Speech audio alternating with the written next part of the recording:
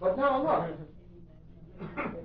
here's what has happened over the years that I think is so perfectly nonsensical, because every time I read a book about the sway test, and this is the sway test, every time I read a book written by a learned doctor with 3 or 4 initials after his name, and he writes about the sway test, and I say to myself, that darn fool, does he think because he's a Bachelor of Arts that he knows hypnosis? Oh no. Because he's an MD, he knows hypnosis? Oh no. I do not venture into the doctor's field. But when it comes to hypnosis, don't venture into my field unless you know my field, because if you know my field, sure, then we can talk. But I know my field, just as you know your field. And when a doctor who knows nothing about hypnosis watches a stage demonstrator, and the stage demonstrator has the person fall back, and then he writes with great avidity in his book that the way to test for a person's suggestibility to hypnosis is by giving them the sway test and let them fall back. Gentlemen, to find out whether a person is suggestible, you must find out whether or not you can bypass their critical factor with little or no difficulty.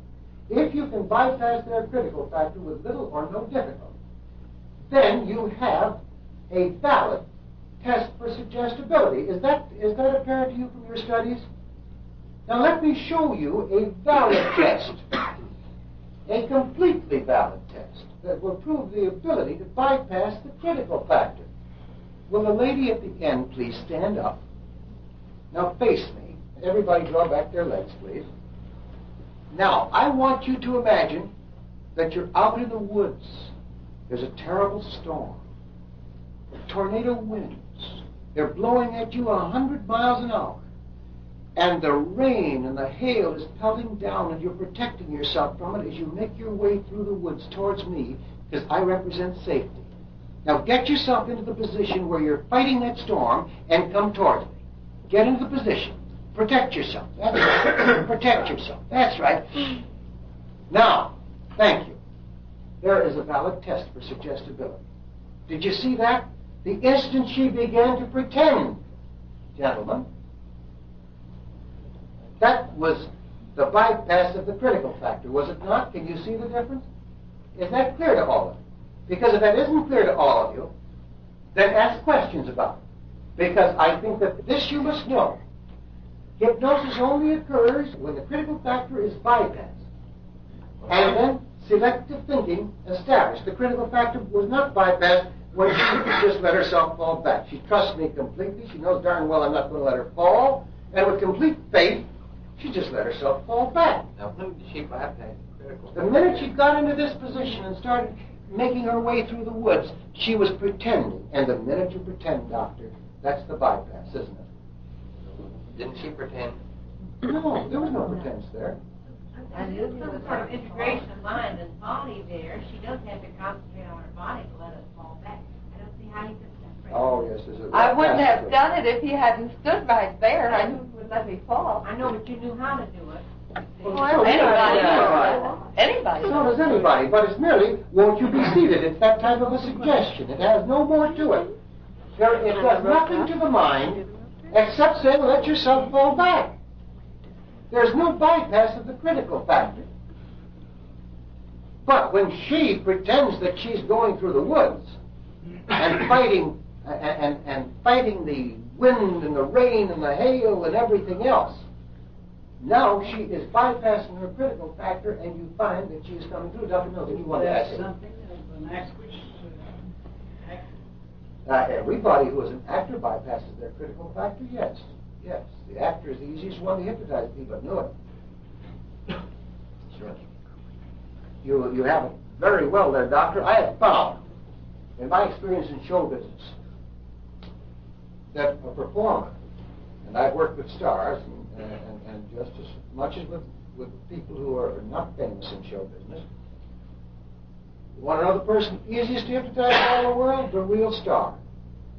The big, top-notch star. Because he can bypass his critical factor. You say to him, pretend you can't open your eyes, and he's pretending so hard that, my God, he'll tell you afterwards, a team of horses couldn't have opened those eyes. That's how much I believed those eyes wouldn't open.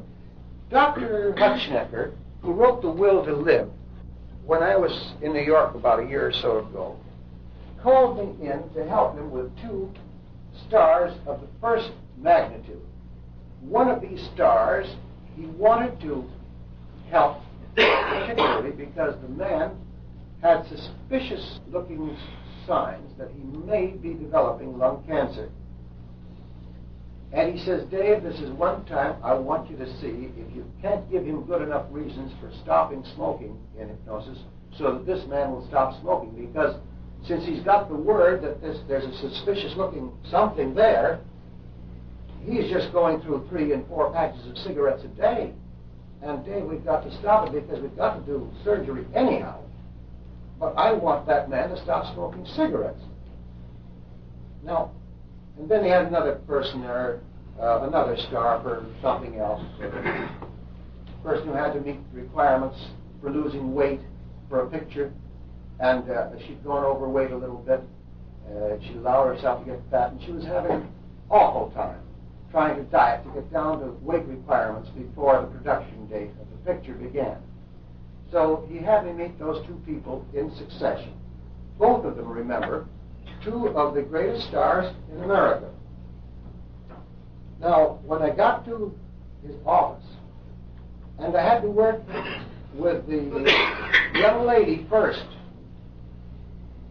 you would imagine, wouldn't you, that a star of a magnitude that is making herself probably in the neighborhood of $500,000 a year would be pretty difficult to hypnotize?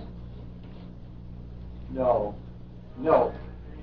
I think 10 seconds after I started working with her, her critical factor was bypassed and she was deeply in somnambulism. She'd never been hypnotized before.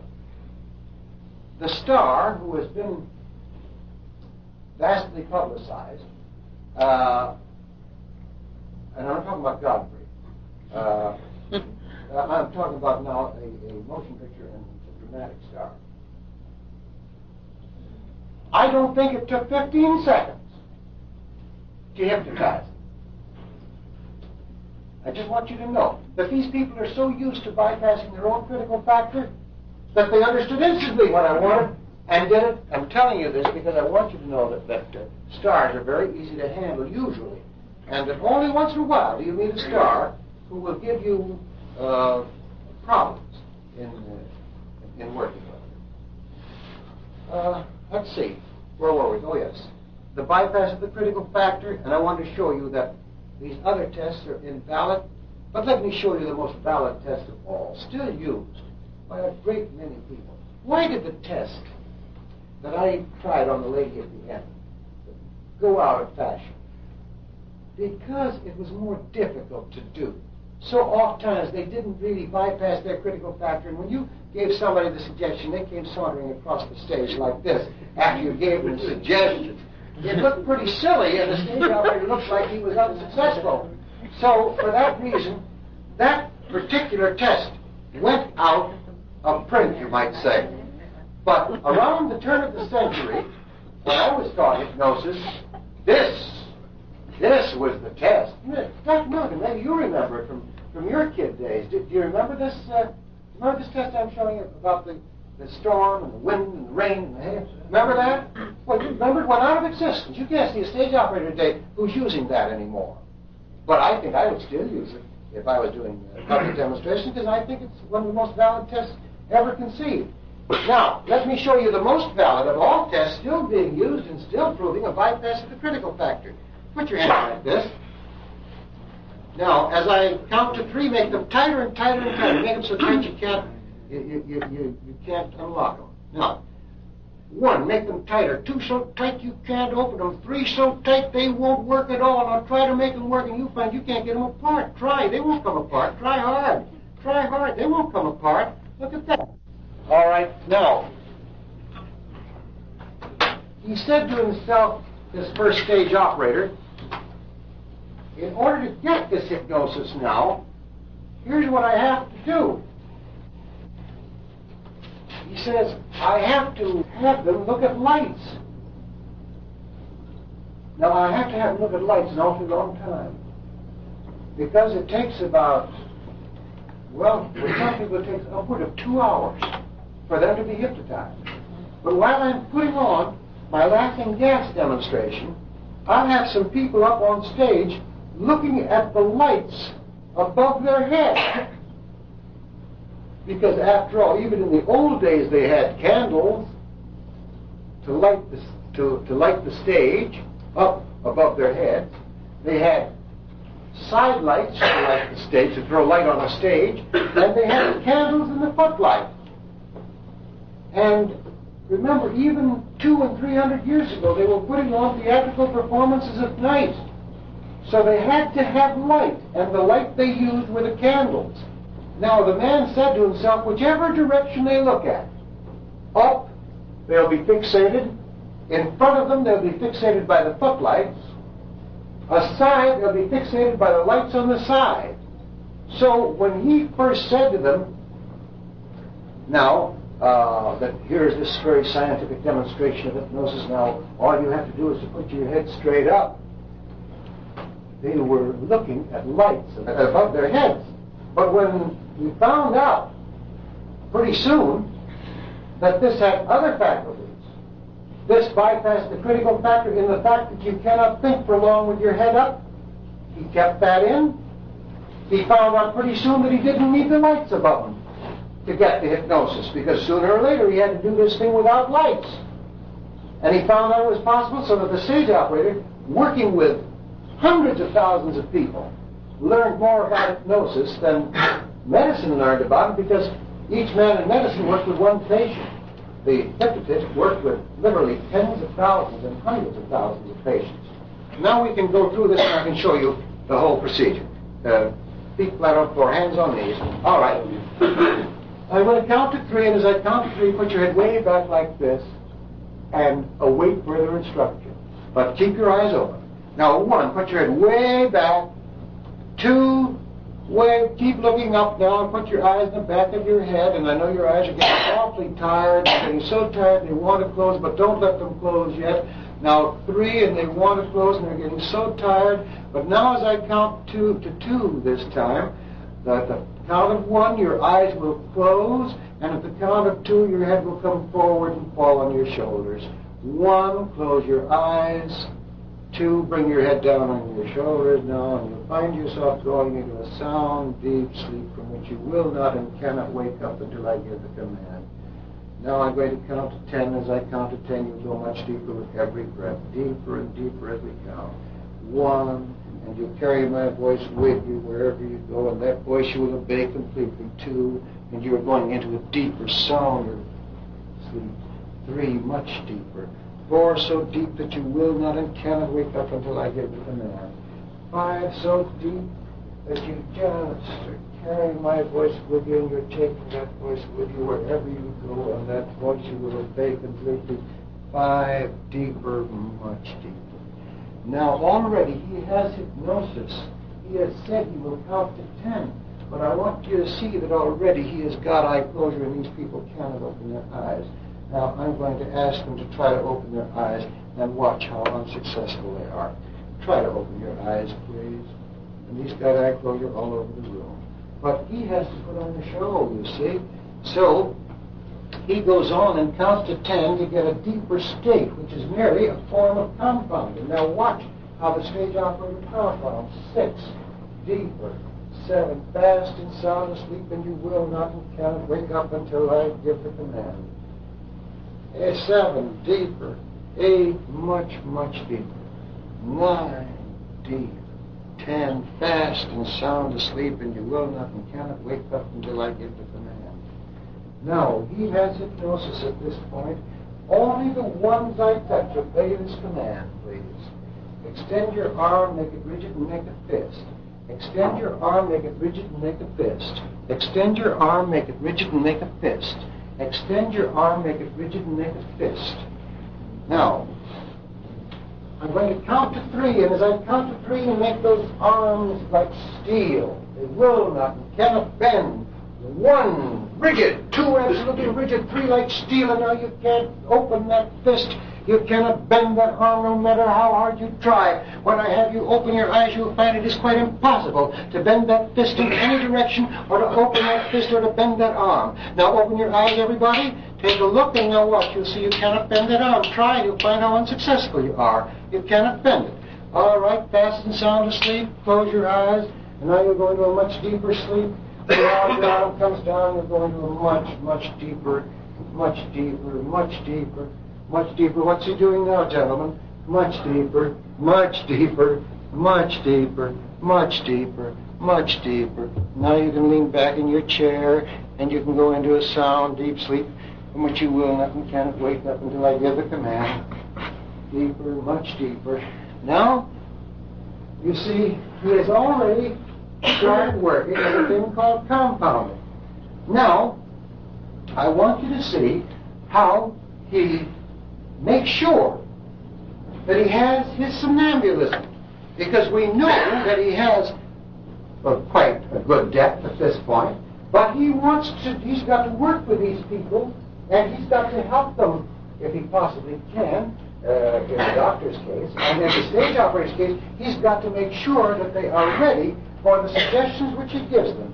So, here's what he does. And a thing is going to happen when I have you open your eyes in just a moment. You're going to find that you cannot remember your address. You're going to find when I have you open your eyes, only the ones I touch. Close your eyes, please. Close your eyes. Only the ones whose hand I touch obey the suggestion, please. You'll find that when your eyes open, that you cannot recall your address. Now, would you, when I have you open your eyes, you'll find that you cannot remember your telephone number. You'll find that you cannot remember the date. And you'll find that you cannot remember the name, date, place of meeting here. And when I have you open your eyes, you're going to find that you cannot remember the month. Now, a thing is going to happen when I have you open your eyes. You're going to find that you've forgotten my name. Close your eyes, please. Only the one whose hand I touch obey this suggestion. Now, and you're going to find that you can't remember my name. Now, when I have you open your eyes, you're going to find that you are so completely relaxed that you just cannot think of any number below 50. You're going to find that you can't remember any number over 50. Now, all these things will happen when I have you open your eyes. All right, now open your eyes and notice how good you feel. How do you feel? Everybody feel pretty good? Say, what is the date?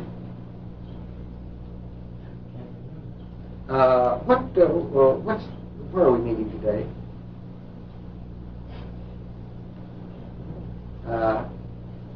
And do you know what room this is? All right, that fast and sounds good. Now, tell me, what is your name? And where do you live? What's the address? Thank you. I'm going to take your seat. You see how quickly he dismisses when he hasn't got it. Tell me, what is your name? And your address? And your telephone number? Oh, that's all right. That's fine. That's fine. That's fine. That's just fine. Close your eyes and sleep. Now, what is your... oh, yes, what is your name? What is your address? 757. What's your telephone number? Express 76198. And,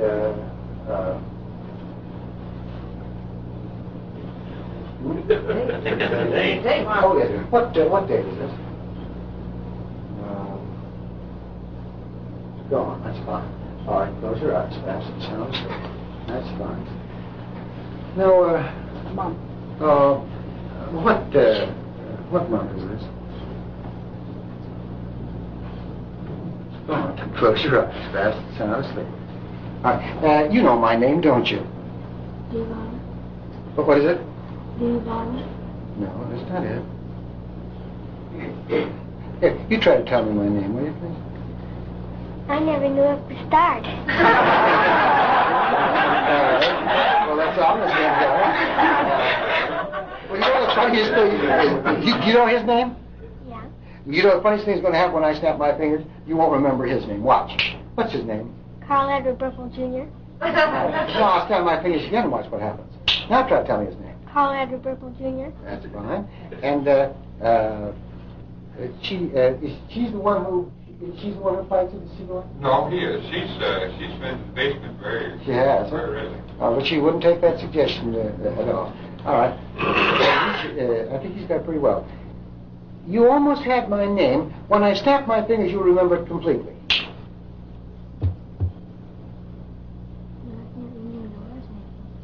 What's the first one? That's right. Okay. Close your eyes. You'll find yourself going very, very slowly in now. Close your eyes. And would you try to tell me how old do you think they are combined? Just give me a guess, a rough guess. Any number you want to say. These two children. Can't think of any number. 106. Can't think of a number, can you? I thought, okay, that's fine. Now close your eyes, fast and sound asleep. All right. All right, sure, that's all right. Take your seat. Thank you.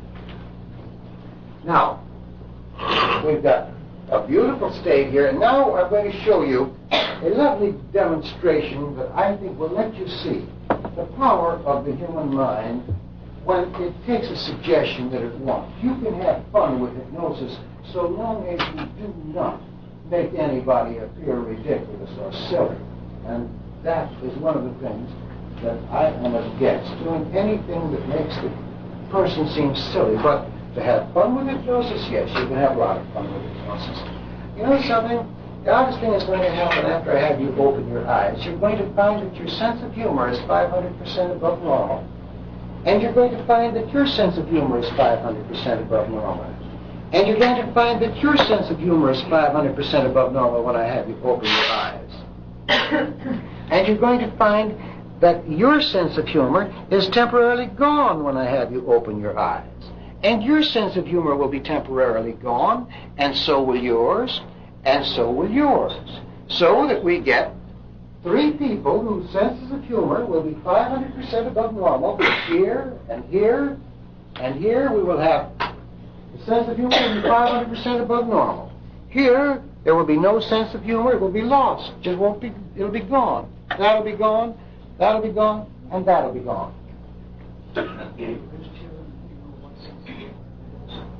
Oh, swear, I think the sense of humor is they're old enough to know, and I think being Dr. Burpo's children, I would depend upon it. They know what a sense of humor is.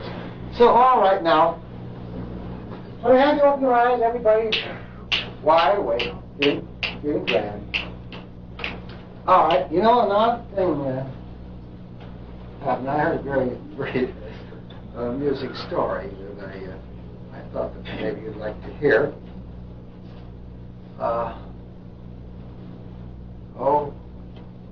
must go over here and what's one of my old stories? No, give us some. No. Give us something else. Oh, yes.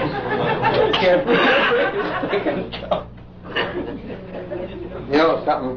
I was trying to think of the joke that somebody told me about, you know. 2 fleas retired and bought themselves a dog.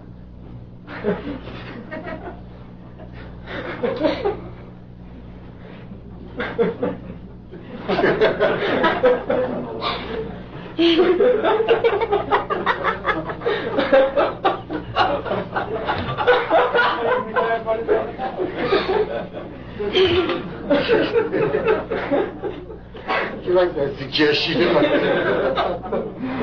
Now, I want to just show you. I want to show you something. Now, when I snap my fingers, you'll all be fast and sound asleep. Close your eyes, please. Fast and sound asleep. Now, when I have you open your eyes, you're going to find that your sense of humor is gone. And you're going to find that your sense of humor is gone. And you're going to find that your sense of humor is gone. But now you're going to find that your sense of humor is 500% above normal. Your sense of humor is 500% above normal. And your sense of humor is 500% above normal. And your sense of humor is gone. Now, when I have you open your eyes, you won't remember that I gave you this suggestion, but you will be guided by it. All right, everybody, wide awake, please. How's everybody feel? Pretty good? Did you hear that little story that somebody was telling me the other day? 2 fleas retired and bought themselves a dog. Did you hear about that? Just don't do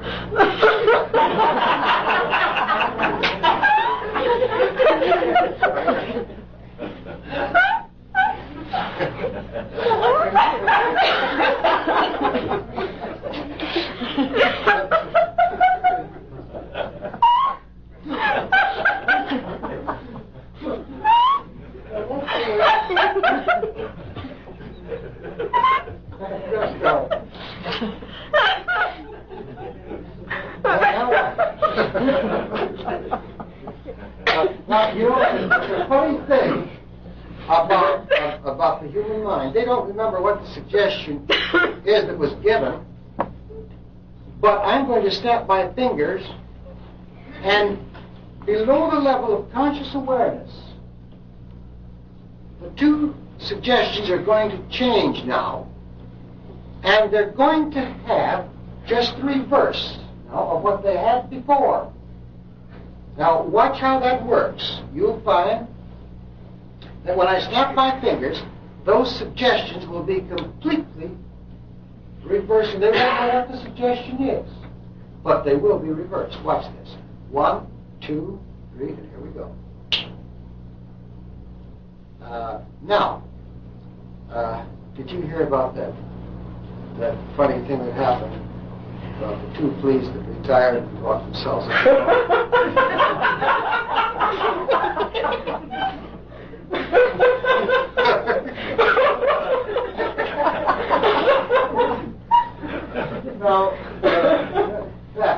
Now that's what I mean by having fun without making anybody feel silly.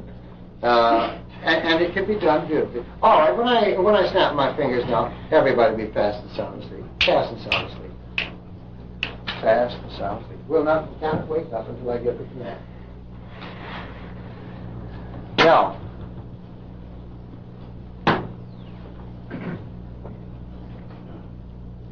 what's your favorite drink?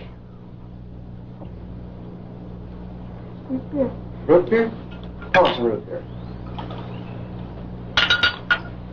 Like to have some of the nicest root beer you ever had? Here, have some root beer. Keep your eyes closed and just notice how good that root beer is. Too zippy?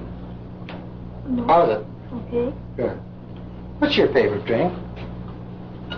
Keep your eyes closed, please. What is your favorite drink? I'm touching you. What is your favorite drink? Coke. Coke? Pour a Coke, huh?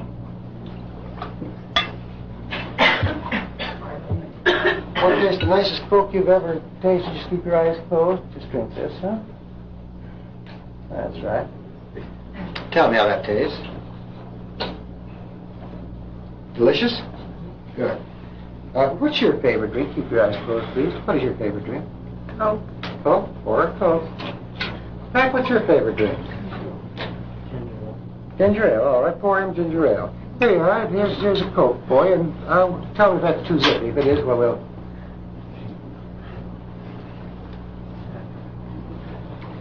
There you are, Pat. Plenty of zip to that. How is it? Good. Good. And what's your favorite drink? Iced tea? Well, we've got a little bit of iced tea here for you. See if that isn't just about the best iced tea you've ever tasted.